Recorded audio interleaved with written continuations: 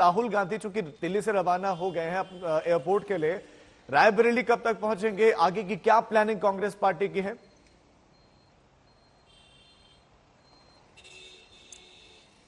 देखिए, राहुल गांधी लगभग 11 बजे यहाँ पे फुर्सतगंज एयरपोर्ट है जहाँ पहुंचेंगे। फिर भूवे मऊ गेस्ट हाउस में वो लोग जाएंगे और 12:15 का वक्त है जब इस इलाके से राहुल गांधी का रोड शो गुजरेगा।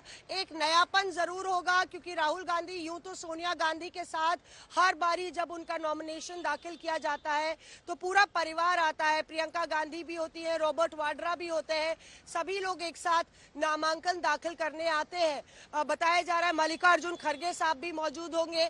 उत्तर प्रदेश के तमाम जो नेता है, अजय राय से लेके मोना मिश्रा भी होंगी और पूरा रेला और मेला देखने को मिलेगा।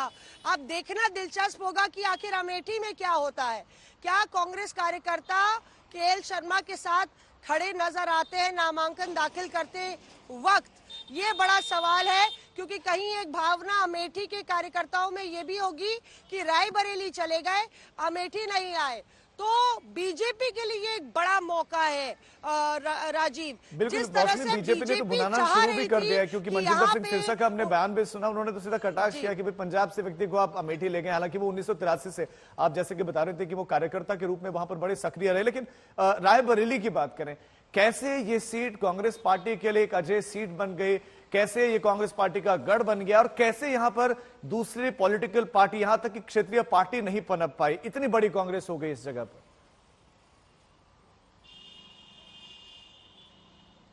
जी बिल्कुल, देखिए यहाँ पे लगातार 2 बार फिरोज गांधी यहाँ से सांसद रहे 1952 और 57 में, और उसके बाद आगे जब इंदिरा गांधी ने कमान संभाली वो कुछ बार सांसद रही और 1977 में इंदिरा गांधी यहाँ से चुनाव हारी, तब राज नारायण उनके खिलाफ चुनाव में खड़े हुए थे। और वो वक्त था जब ऐसा वो इतिहास का भारत के सियासी इतिहास में जो है इलेक्टोरल इतिहास में एक बड़ा पॉलिटिकल अपसेट आप मान सकते हैं कि इंदिरा गांधी को अपनी ही गढ़ में घेरा गया और वो भारतीय लोक दल से थे। और उसके बाद जो इंदिरा गांधी जब उन्होंने वापसी की, रायबरेली जीती पर वो रायबरेली में रुकी नहीं, उन्होंने मेढक की कॉन्स्टिट्यूंसी को की सीट को रखना पसंद किया और यहाँ से अरुण नेहरू को उतारा।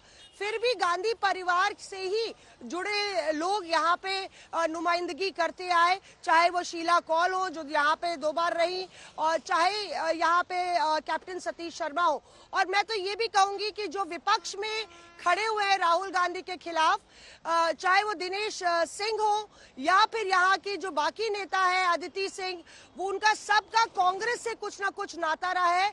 वही उनकी यूएसपी रही है, जिस तरह से उनको बीजेपी ने अपने दल में अपने पाले में बुलाया है।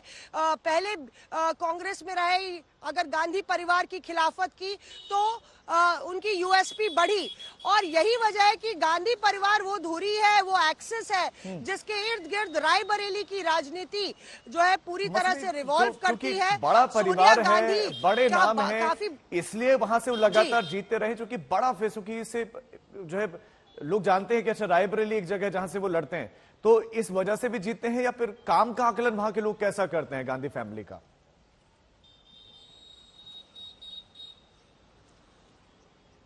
देखिए, यहाँ पे लगातार एक इंफ्रास्ट्रक्चर जो खड़ा किया जाता है वो एक ऑटो फॉर्मेट पे चलता है या ऑटो मोड में चलता है। हालांकि पिछले 5 साल में सोनिया गांधी बहुत कम बार यहाँ पे आई, अपने कई बार उन्होंने कहा स्वास्थ्य के कारणों की वजह से, लेकिन ये माना गया जब इंदिरा गांधी रायबरेली से प्रतिनिधित्व करती थी कि रायबरेली के लोगों का डायरेक्ट एक्सेस था प्रधानमंत्री आवास पर, और इंदिरा गांधी अगर कोई भी रायबरेली से आया है तो उससे जरूर मिलती थी, उनके लिए दरवाजे हमेशा खुले रहते थे। इंदिरा गांधी यहाँ के हर एक ब्लॉक के कुछ नेताओं को नाम से जानती थी और रायबरेली की चमक जो है और दमक पूरे देश में देखने को मिलती थी। लेकिन जैसे जैसे वक्त बीता और नुमाइंदगी जो है किसी और का प्रतिनिधित्व हुआ तो कहीं ना कहीं रायबरेली की थोड़ी चमक फीकी हुई। लेकिन एक बार फिर से सोनिया गांधी की एंट्री जब हुई तब फिर से जो है लगातार यूपीए की सरकार में सोनिया गांधी रायबरेली से प्रतिनिधित्व 2004 से करती आई और रायबरेली का दबदबा एक बार फिर से बिल्कुल बढ़ा। निरंतर जीतती भी रही। मौसमी समर्थ भी हमारे साथ जुड़ गए जिस वक्त कांग्रेस दफ्तर में मौजूद है रायबरेली में ही। समर्थ, अब तो अनाउंसमेंट हो गई है, अभी क्या संख्या बढ़ती चली जा रही है, क्या प्लानिंग वहां कार्यकर्ताओं की?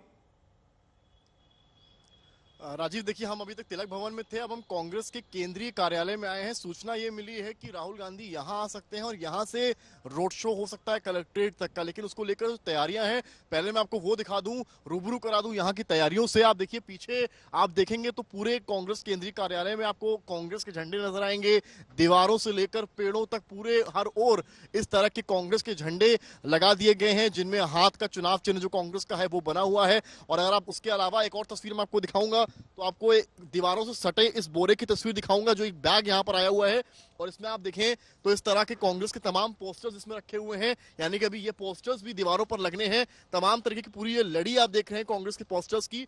इनसे केंद्रीय कार्यालय को इसलिए सजाया जा रहा है क्योंकि यहाँ कार्यकर्ता उमड़ रहे हैं और यहीं पर स्वागत होने की पूरा अंदेशा है। आपको हमने वो विजुअल्स भी दिखाए जिस तरह से फूलों से स्वागत करने की तैयारी राहुल गांधी को थी, और अब पूरे कांग्रेस के केंद्रीय कार्यालय को भी सजाया जा रहा है। उसको लेकर कार्यकर्ता भी यहाँ जुटने शुरू हो गए हैं। आप ऊपर की भी एक तस्वीर जरा दिखाएंगे, कैमरामैन नीरज से कहूंगा वो देखिए, ऊपर भी जो है आप देखें पूरा जितना बाउंड्री वॉल आप देखेंगे, हर ओर आपको केवल और केवल कांग्रेस के वो पोस्टर्स नजर आएंगे, वो फ्लैग्स नजर आएंगे और वो झंडा नजर आएगा। और कई कांग्रेस के नेता भी यहाँ आने शुरू हो गए हैं, जो चर्चा कर रहे हैं, इंतजार कर रहे हैं राहुल गांधी के रायबरेली पहुंचने का। हालांकि मांग शुरुआत से प्रियंका गांधी को लेकर थी, लेकिन साथ में रायबरेली के नेतृत्व की मांग ये भी थी कि गांधी परिवार से कोई होगा तो ये उनकी जीत होगी। और शायद ये कहा जा सकता है एटलीस्ट कांग्रेस के जो लोकल लीडरशिप है यहाँ पर, उनकी जीत हुई है। और कई नेता ऐसे भी हैं जो ये मान रहे हैं कि ये केवल नाम का ऐलान नहीं है बल्कि चुनाव परिणाम का ऐलान कम से कम रायबरेली में हो गया है।